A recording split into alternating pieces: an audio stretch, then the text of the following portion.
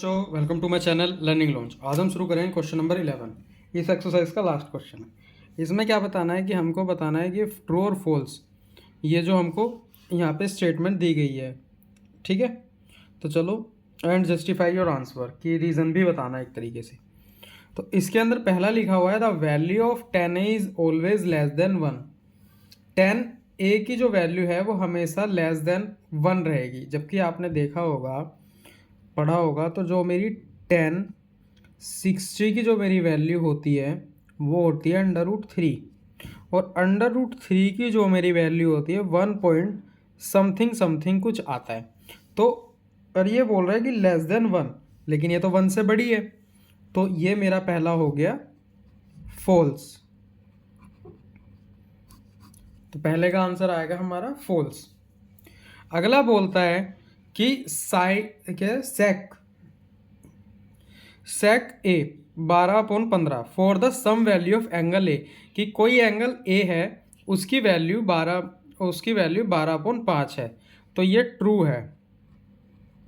True कैसे? अब ये देखो, जो हमारा होता है पंडित बद्री प्रसाद हर हर भोले, इसके अंदर अगर मैं सेक ए की वैल्यू लूँगा तो सेक ए क्या होता है? ये होता है बीच वाला।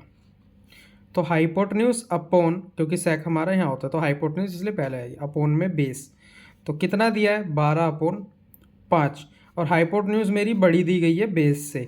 तो एक तरीके से ये मेरा आंसर हो सकता है, तो ये मेरा करेक्ट है। अगर हाइपोटेन्यूज छोटी होती तो करेक्ट नहीं होता। क्यों? क्योंकि जब भी हम पाइथागोरस थ्योरम लगाते हैं, इसका और इसका सम इसके बराबर होता है, ये आपको पता होगा, ठीक है।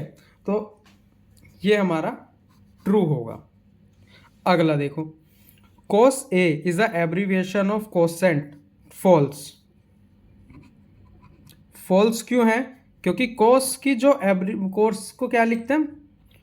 कोसाइन होता है। कोसाइन की एब्रीविएशन cos होती है, और कोसेंट की एब्रीविएशन जो होती है वो होती है कोसेक, ठीक है यार। इसके अंदर बोला गया कि जो कोसेंट की एब्रीविएशन है वो cos A है, नहीं, वो कोसेक होती है, इसलिए हमारा फॉल्स। अगला देखो, cot A is the product of cot and A, ये मेरा फॉल्स है, क्योंकि ये जो कोट और A है ये कोई अलग अलग नहीं है, ये एक पूरी की पूरी स्टेटमेंट है। कोट A जैसे कोट B, क्यों? क्योंकि ये एंगल डिनोट करता है, ना कि मल्टीप्लाई में आता है, तो इस वजह से ये हमारा फॉल्स है, ठीक है।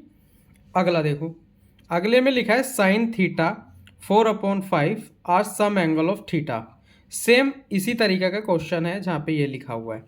अब देखते हैं, जो मेरा साइन होता है उसकी जो मेरी वैल्यू है, साइन थीटा की वैल्यू 4/3 है।